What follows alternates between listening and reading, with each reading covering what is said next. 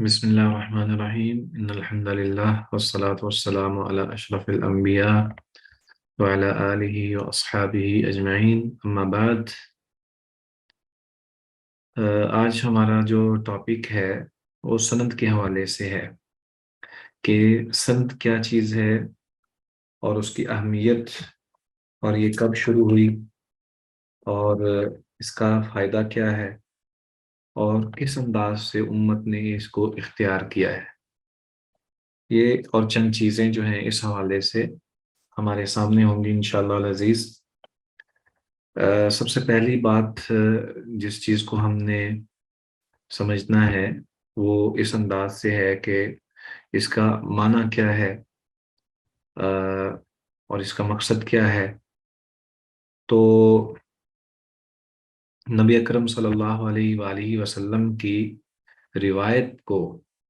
جب بیان کیا جاتا ہے تو بیان کرنے والا ظاہر بات ہے کہ اس کو اس کی صداقت کے لیے یا اس کے بیان کرنے کہاں سے اس نے یہ بات لی ہے نبی اکرم صلی اللہ علیہ وآلہ وسلم سے، اس کو واضح کرنے کے لیے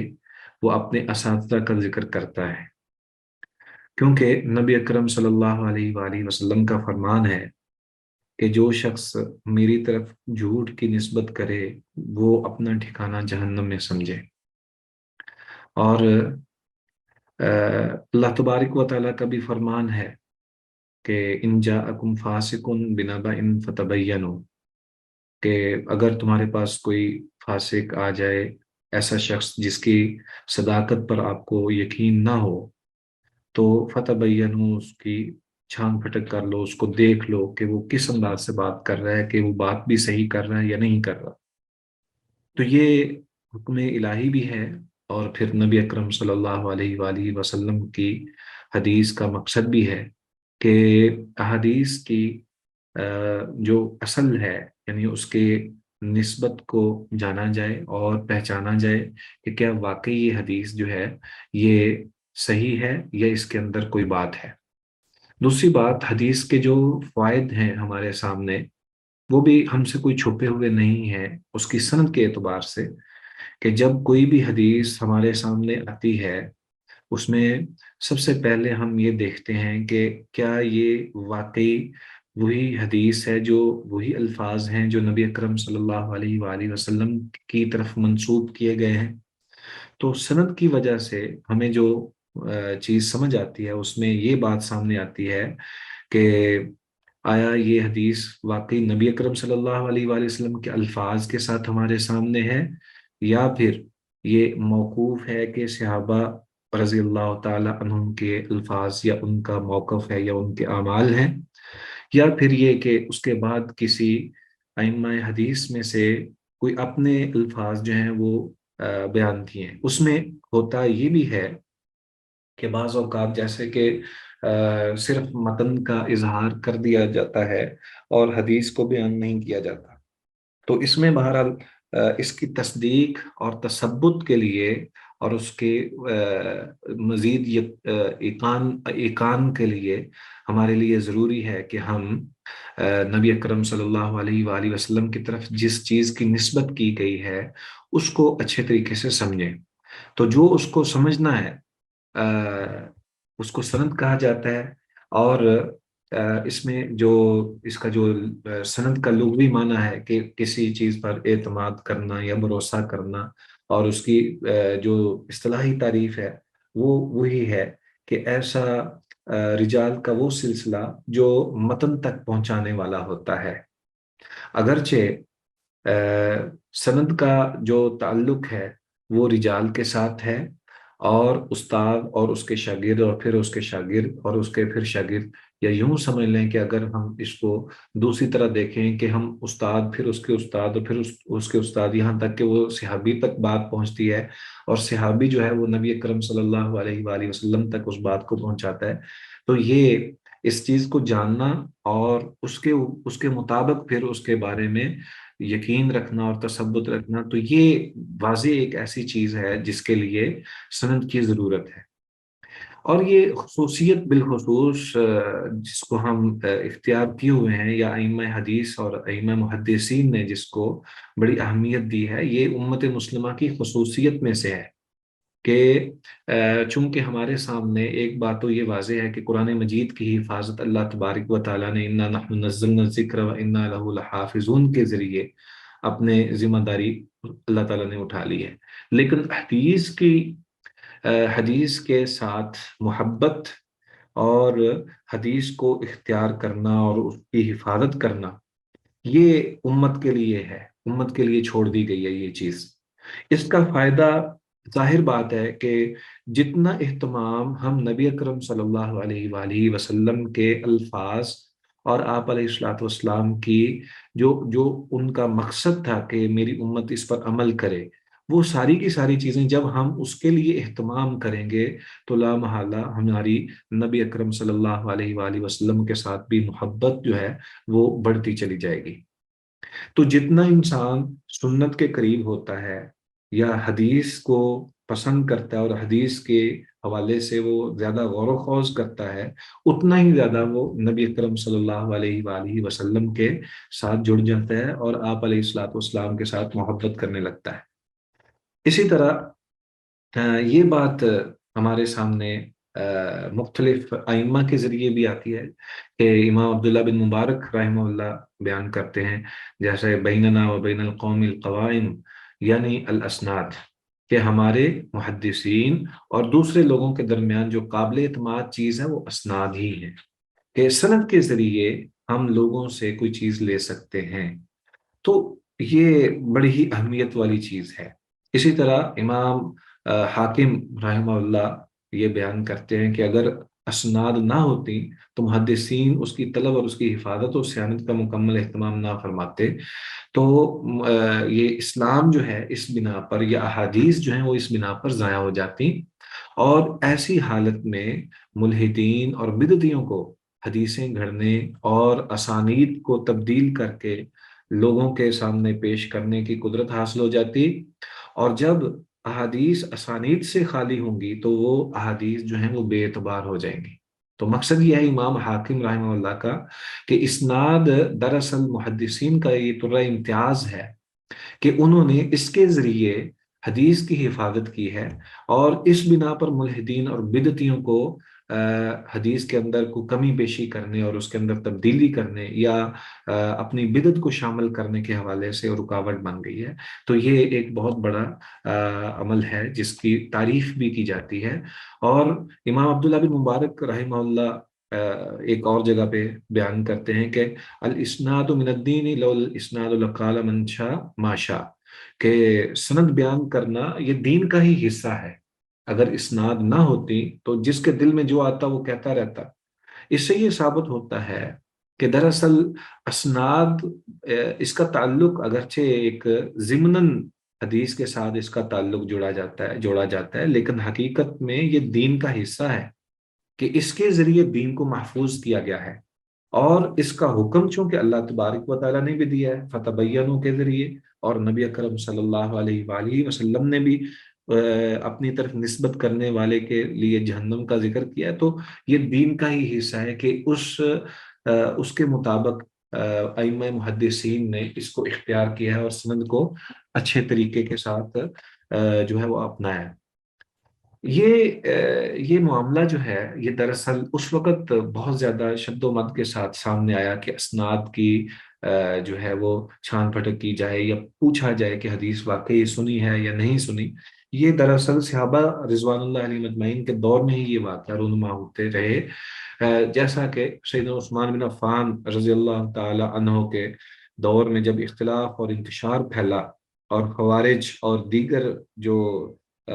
مختلف قسم کے گروہ بنے جنہوں نے اسلام کے اندر جو ہے وہ نیا رنگ اور نیا انداز جو ہے وہ اپنانا شروع کر دیا اور فرقے کی شکل اختیار کرنے لگے، تو ایسے موقع پر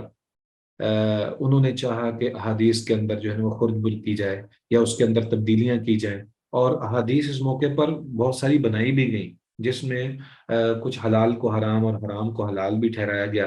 تو یہ تابعین کے دور کے آغاز کی بات ہے کہ جب مختلف لوگوں نے جو بطور خاص وہ لوگ جو شر پسند تھے،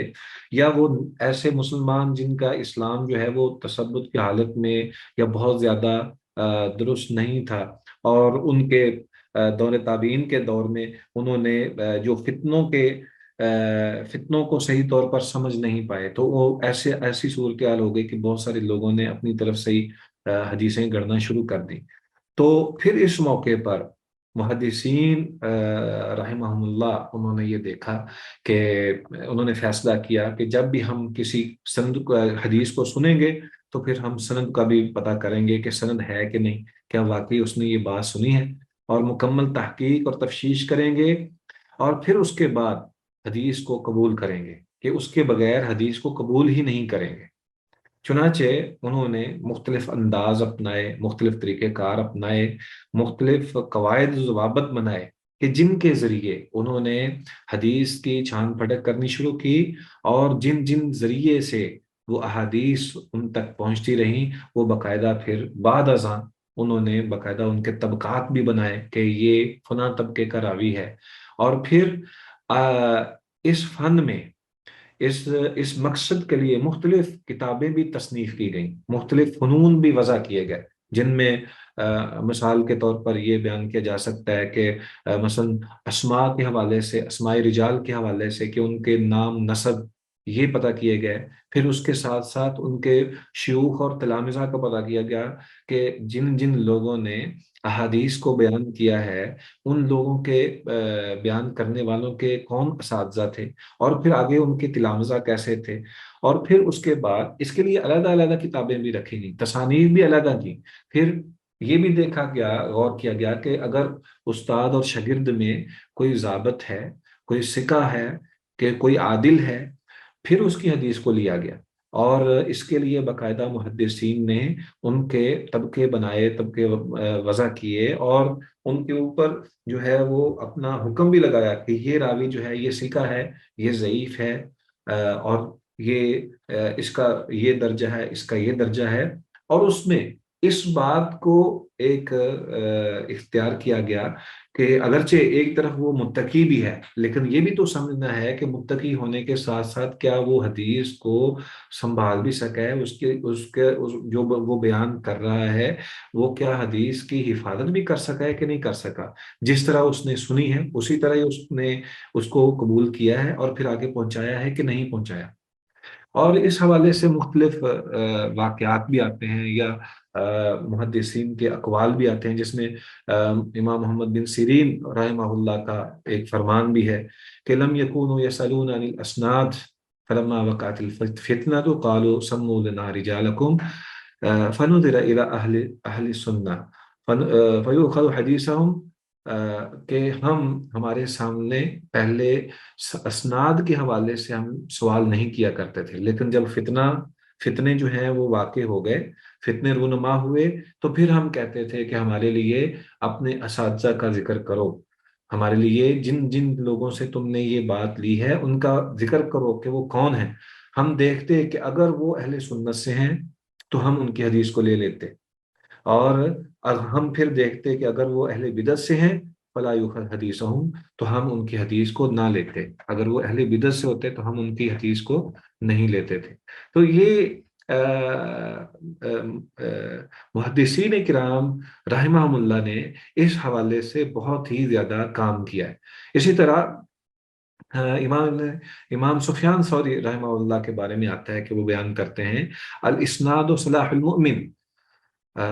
کہ اسناد جو ہے یہ تو مومن کا اسلحہ ہے، فَإِذَا لَمْ يَكُنْ مَعَهُ سِلَاحٌ فَبِأَيِّ شَيْءٍ يُقَاتِلُ، اگر اس کے ساتھ یہ حدیثوں کو دیکھنا، اسناد کے حوالے سے پوچھنا اور دیگر چیزوں کا معاملہ جو ہے اس حوالے سے وہ اگر کرتا ہی نہیں ہے تو وہ کس انداز سے یہ چیز لے گا؟ یعنی اسناد تو مومن کا ہتھیار ہے، جب اس کے پاس ہتھیار ہی نہیں ہوگا تو وہ کس چیز سے جنگ لڑے گا؟ تو یہ بہت ہی زیادہ ضروری چیز ہے۔ اسی طرح امام شعبہ رحمہ اللہ نے فرمایا کہ ہر وہ حدیث جس میں حدثنا اور حدثنا ہو نہ ہو، وہ اس مرد کی طرح ہے جو چٹیل میدان میں اونٹ کے ساتھ تو موجود ہو مگر اس کے ہاتھ میں اس اونٹ کی لگام ہی نہ ہو۔ مقصد یہ ہے کہ وہ کیسے پہچانے گا کہ یہ چیز میری ہے، کہ جس کو میں نے لینا ہے، اور وہ کس انداز سے اس کو اپنائے گا کہ جب کہ اس کی صحیح ملکیت تام ہے ہی نہیں، یعنی نبی اکرم صلی اللہ علیہ وآلہ وسلم کے ساتھ اس کی نسبت موجود ہی نہیں ہے۔ اسی طرح لوگوں کے اندر عالی سند بھی بڑی اہمیت والی تھی، کہ کچھ لوگ جو ہیں محدثین میں سے کچھ لوگ سند کو عالی کرنے کے لیے، علو اسناد کے لیے وہ کوشش کیا کرتے تھے کہ اگر ایک سند کے اندر ایک حدیث بیان کرتے ہوئے اس کی سند میں 4 آدمی ہیں، تو وہ یہ خیال کرتے تھے کہ کاش ہم مزید ایسی سند تلاش کریں جس میں تین راوی موجود ہوں، اور وہ بھی ثقہ ہوں، اور وہ بھی صحیح روایت صحیح بھی ہو، اور اس میں خطا وغیرہ بھی نہ ہو، کیونکہ ہر راوی سے خطا کا امکان بھی ہوتا ہے۔ تو جتنے روات زیادہ ہوں اتنی ہی سند طویل ہو جاتی ہے، جس میں ہر راوی سے آگے بیان کرنے والے سے خطا کا امکان بھی بڑھ جاتا ہے۔ اس لیے محدثین کا یہ موقف رہتا تھا کہ روات جتنے کم ہوں گے اتنا ہی زیادہ قربت بھی نبی اکرم صلی اللہ علیہ وسلم سے ہوگی، اور اتنا ہی زیادہ امکان خطا بھی نہیں ہوگا۔ تو اس لیے یہ بات بڑی اہمیت والی تھی کہ سند عالی ہونی چاہیے، اور روات جو ہیں وہ کم ہوں، اگرچہ ان روات کے ثقہ ہونے کے حوالے سے اور ان کے دیگر معاملات، یعنی وہ عادل بھی ہیں، ضابط بھی ہیں، اور وہ باقی چیزیں بھی جو ایک راوی کے لیے ضروری ہیں وہ بھی ساری ان کے اندر ہونی چاہیے، لیکن یہ بھی ضروری ہے کہ اگر ممکن ہو تو کسی بھی حدیث کے حوالے سے اس کی سند عالی جو ہے وہ بھی مل جائے۔ اس لیے ائمہ محدثین نے اس کو بھی بڑے اہتمام کے ساتھ اختیار کیا ہے۔ اسی طرح سیدنا امام احمد بن حنبل رحمہ اللہ بیان کرتے ہیں کہ اسلاف کے نزدیک سند عالی کی طلب کرنا، یعنی عالی سند کو طلب کرنا، یہ ان کا طریقہ کار تھا۔ اور اسی طرح امام یحییٰ بن معید جو ہے ان کے بارے میں آتا ہے کہ جب ان سے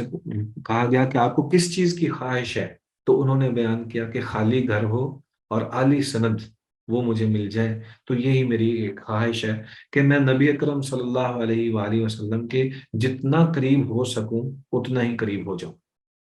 تو یہ ایک حقیقت ہے کہ اسناد کی حفاظت کے ذریعے ہی حدیث کی حفاظت ہے، اور روات کے اندر جو ائمہ محدثین نے جس انداز سے جرح کی ہے ان پر، اور پھر اس کو دیکھا ہے کہ اگر وہ صحیح ہیں تو وہ اگر تعدیل کے قابل ہیں تو تعدیل کی ہے، اگر جرح کی ضرورت ہے تو جرح کی ہے۔ تو یہ سارا جتنا بھی علوم حدیث میں اسماء و رجال کے حوالے سے جتنا بھی معاملہ ہے، یہ سند کے ساتھ جا کے جڑتا ہے،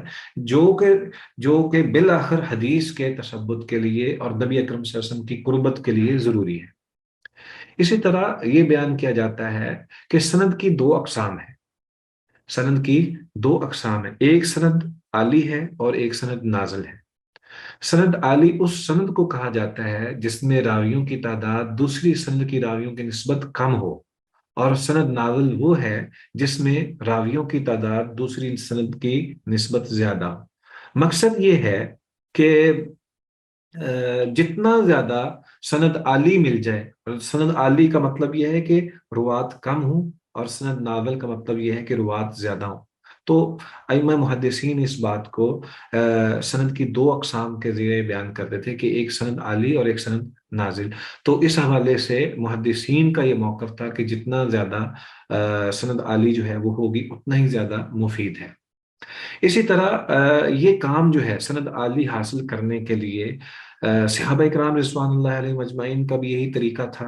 اور اس کے بعد پھر ائمہ محدثین کا بھی یہی طریقہ کار رہا ہے، جیسا کہ میں نے ذکر کیا ہے کہ وہ سفر بھی کرتے تھے۔ یہ نہیں ہے کہ اپنی جگہ پر بیٹھے وہ انتظار کرتے یا دیکھتے کہ کسی کے پاس اگر سند عالی ہے اور وہ آ جائے تو وہ ہمیں جو ہے وہ حدیث بیان کر دے، نہیں، بلکہ باقاعدہ طور پر سفر کیا کرتے تھے۔ صحابہ بھی سفر کرتے، اور ان کے بعد تابعین بھی سفر کر کے سند عالی حاصل کرتے، اور اسی طرح ائمہ محدثین کا بھی یہی طریقہ کار تھا کہ وہ سند عالی کو زیادہ اہمیت بھی دیتے اور اس کو بیان بھی کرتے۔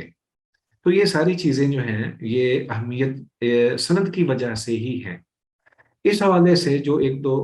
واقعات ہیں میں آپ کے سامنے ان کو گوش گزار کرتا ہوں کہ سیدنا عبداللہ بن مسعود رضی اللہ تعالی عنہ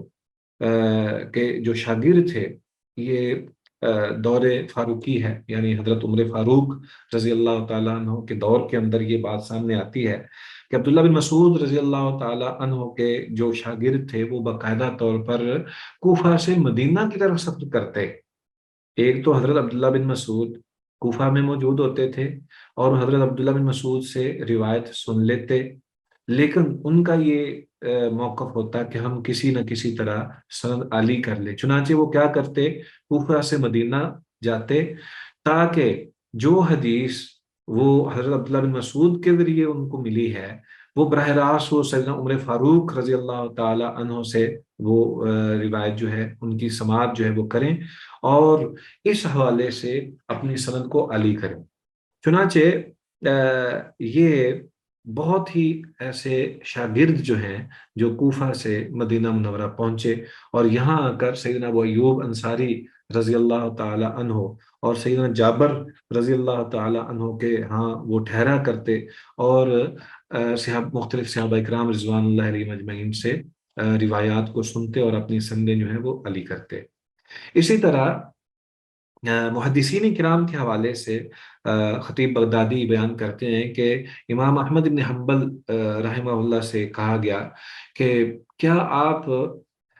طلب کرتے ہیں سند عالی کرنے کے لیے کیا آپ سفر کرتے ہیں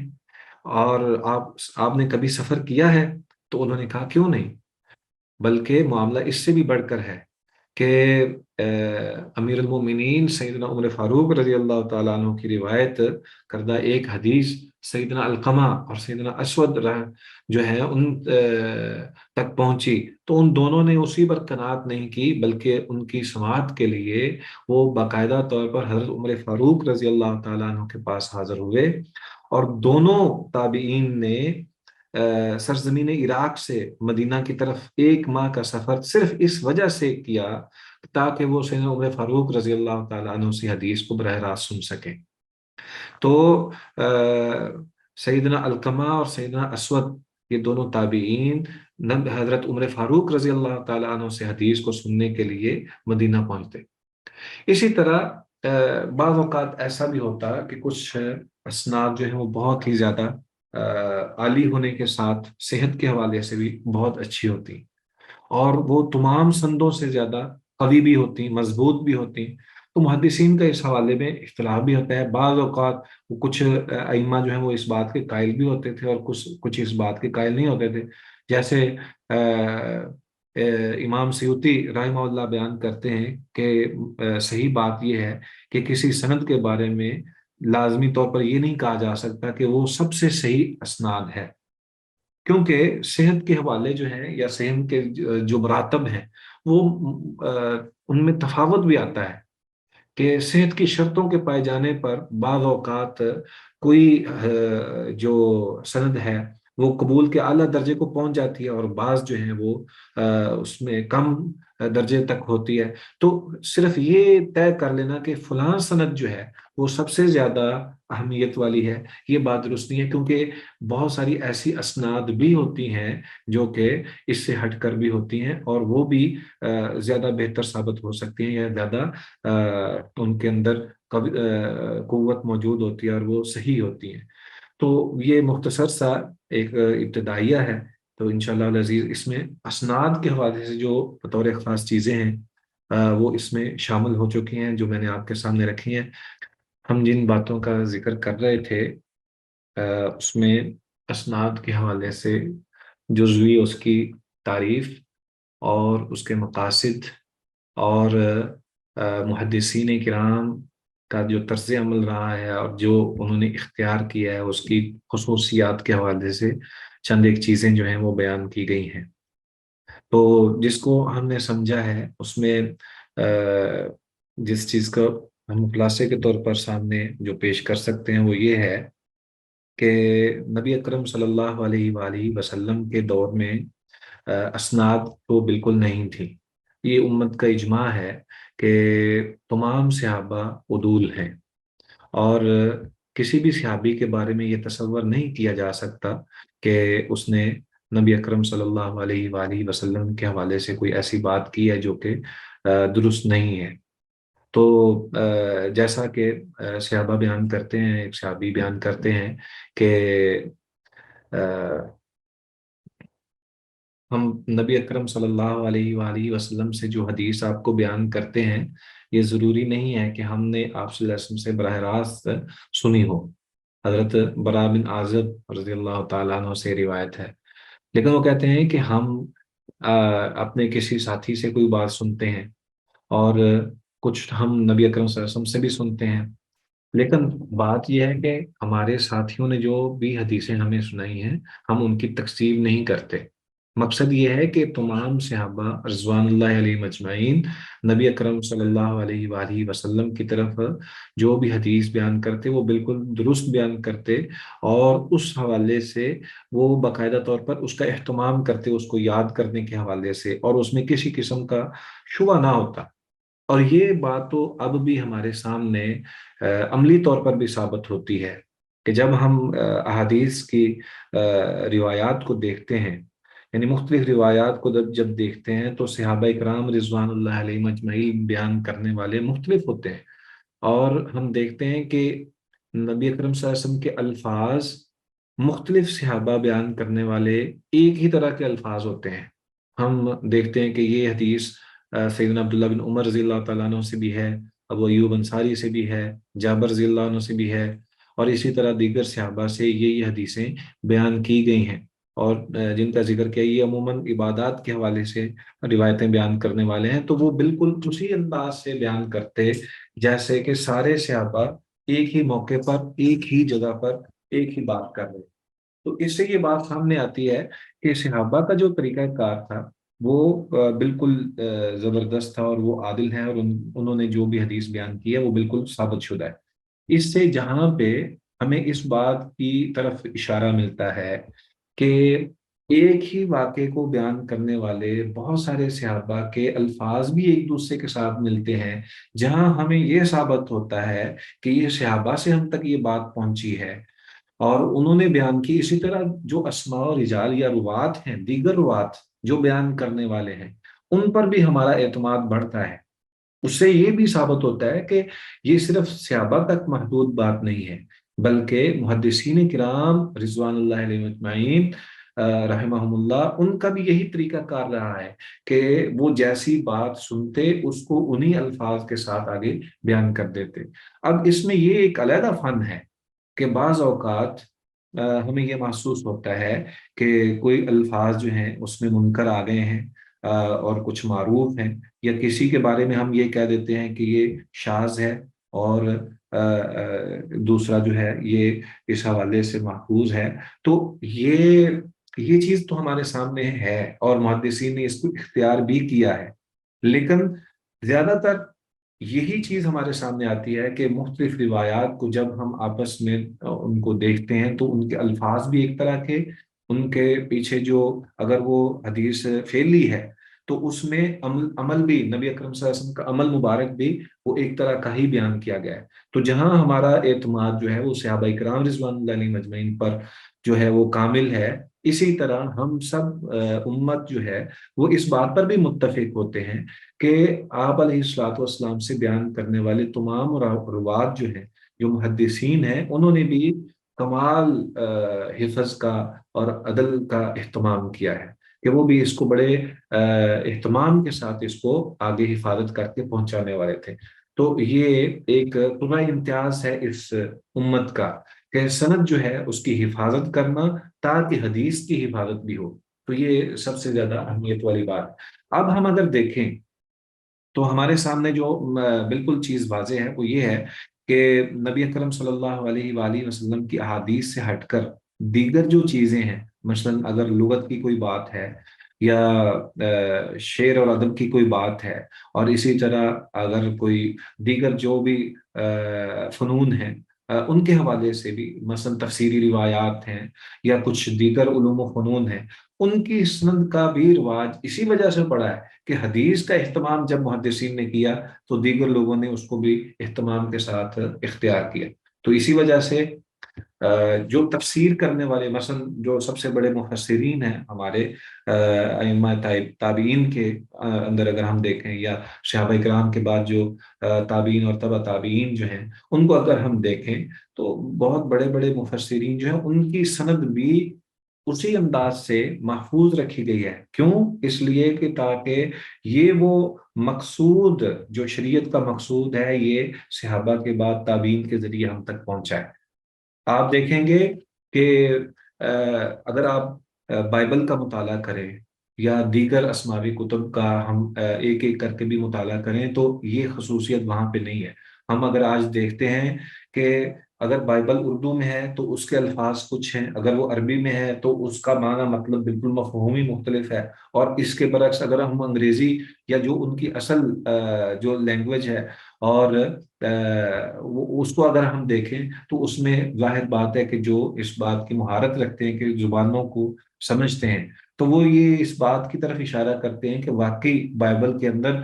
ہر ایک ترجمے کے اندر بہت زیادہ اختلاف ہے، اور بعض اوقات تو ایسی صورتحال بن جاتی ہے کہ پوری پوری آیت جو ہے وہ بھی غائب ہو جاتی ہے. تو یہ خصوصیت جو ہے یہ امت محمدیہ کی یہ سب سے زیادہ اہمیت والی ہے. اور اس چیز کا تذکرہ کہ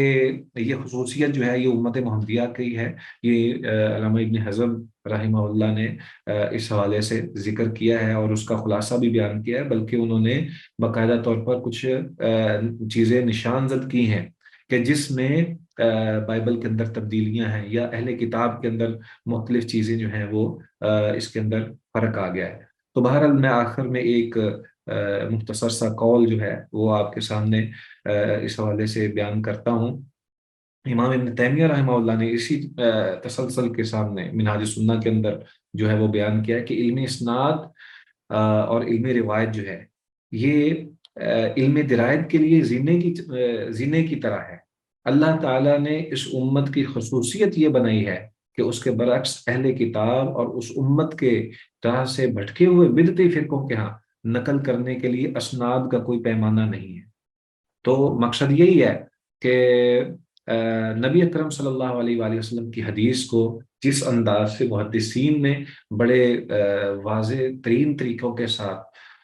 جو ہے وہ جمع کیا ہے اور اس کے ساتھ محبت کی ہے، یہ یقینی طور پر حدیث کے ساتھ محبت ہے. یہ یقینی طور پر اللہ تبارک و تعالیٰ کے جو فرامین ہیں، جو حکم ہیں، اس کے ساتھ اس کے اوپر عمل کرنے کے حوالے سے ہیں کہ ان جاءکم فاسق بنبأ فتبینوا کے حوالے سے. اور ظاہر بات ہے کہ اگر دین کے معاملے میں ہم تثبت اختیار نہیں کریں گے، کسی چیز کو ثابت نہیں کریں گے، اپنے دین کی جو اصل ہے، مقصد ہے، اور اس کی حفاظت اگر ہم نہیں کریں گے تو کون کریں؟ تو یہ سب سے اہم چیز ہے اور یہ امت محمدیہ کی خصوصیت بھی ہے. اللہ تبارک و تعالیٰ ان محدثین کی قبروں کو منور فرمائے جنہوں نے یہ ذرائع اختیار کیے اور علوم وضع کیا اور ان پر عمل کیا. اور اللہ تبارک و تعالیٰ ہمیں بھی صحیح احادیث کو چننے اور اس کو سمجھنے اور ان کو اسی انداز سے محفوظ رہ کر آگے پیش کرنے کے بھی توفیق نصیب فرمائے.